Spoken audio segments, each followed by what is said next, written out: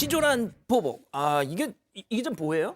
뭐 자세한 구체적인 내용은 좀 뒤에서 설명을 드리겠지만 일단 지난 1월이죠. 저희도 사건 반장에서 이제 소개를 한 사건인데 이 중고거래 사이트에 우리 집 딸 팝니다. 이런 식으로 글을 올라온 게 기억납니다. 있었어요. 기억납니다. 그 당시에 이제 중고거래를 하던 사람이 피해자가 본인이 올린 게 아니고 본인이 그 당시에 이제 자기가 중고거래하는 과정에서 어떤 일이 있었는데 그쪽 사람들이 좀 한 것 같다.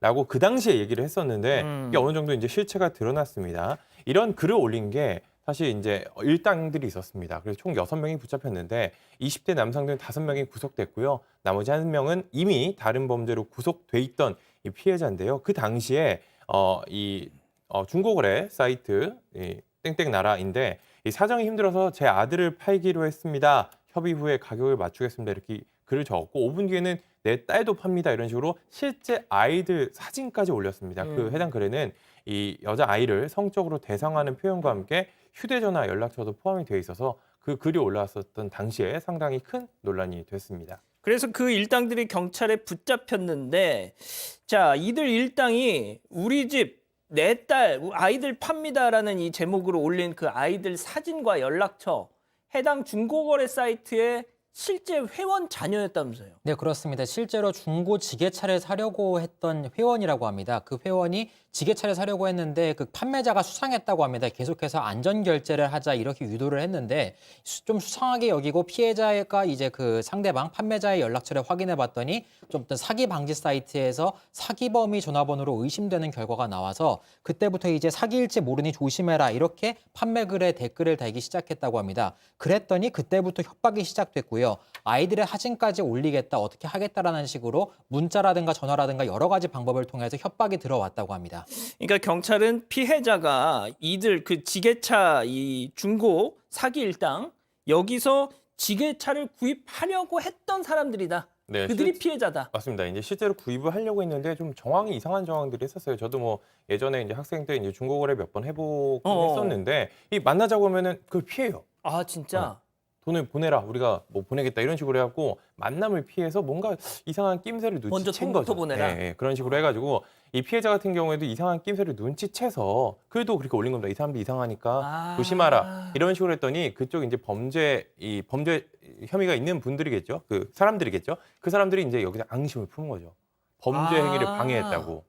자기들 그 사기 행각을 네, 사기를 자기들이 해야 되는데 이 사람이 눈치를 채고서 막 방해를 하니까 여기다 앙심을 붓고 이런 식으로 좀 범죄를 벌인 겁니다. 그래서 이 피해자 연락처를 알고 있기 때문에 거기에 이제 아이들 사진 같은 게 있었어요. 그래서 거기를 복사를 해가지고 실제 그 피해자들의 아이 사진을 올리면서까지 이런 식으로 범행을 벌였던 겁니다. 자, 우리 연하님이 오윤성 교수님한테 질문 좀 하라고 그러시는데 질문하겠습니다. 교수님, 그 지금 이 얘기를 들어보면은 진짜 무슨 물리적인 뭐 폭력만 안 썼지 이것도 앙심을 품고 가해를 한 범죄 아닙니까 이거? 당연히 범죄죠. 이 가장 그 비열한 범죄자들이 자식을 미끼로 해서 해코지 하겠다라고 협박하는 이런 인간들이 가장 나쁜 범죄자들인데요.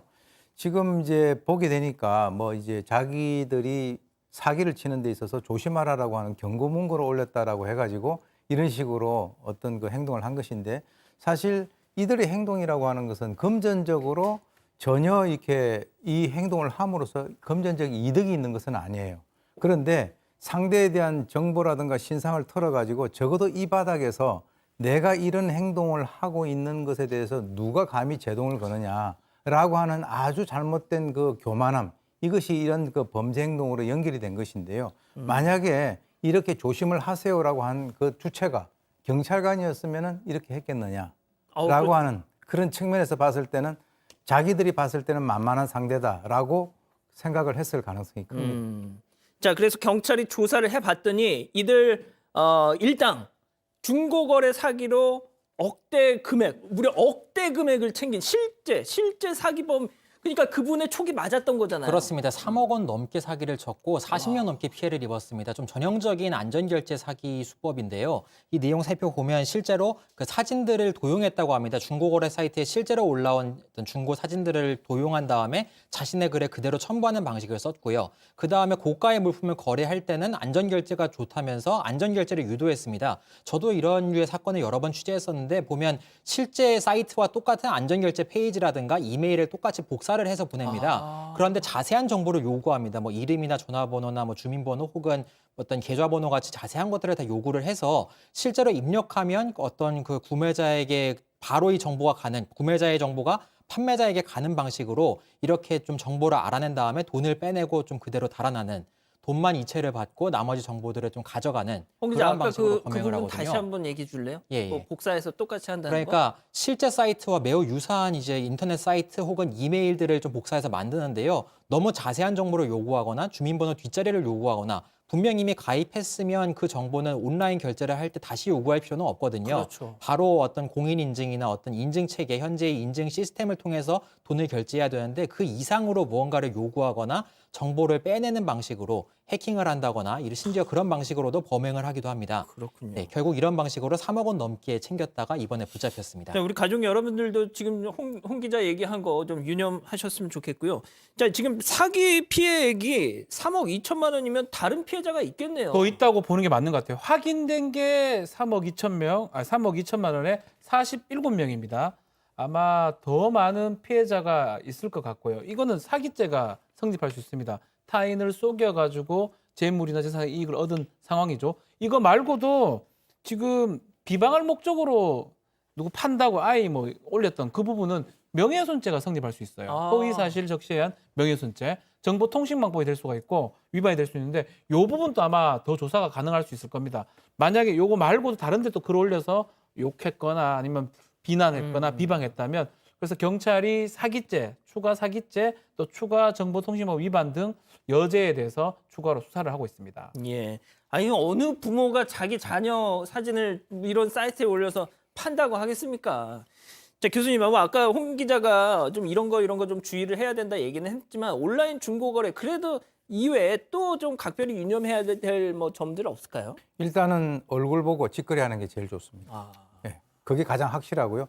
두 번째는 이제 안전 결제를 사용하는 것인데 이번 같이 가짜 안전 메일을 갖다가 그 보내가지고 돈 받고 잠적하는 수법도 있기 때문에 사실 이 안전 결제가 왔을 때 가장 주의를 해야 될 것이 메일의 출처 그리고 그 게시글의 휴대전화라든가 자세한 정보가 없다라고 한다면 거기에 대해서 통상 SNS 주소만 있는 그런 경우가 있는데요.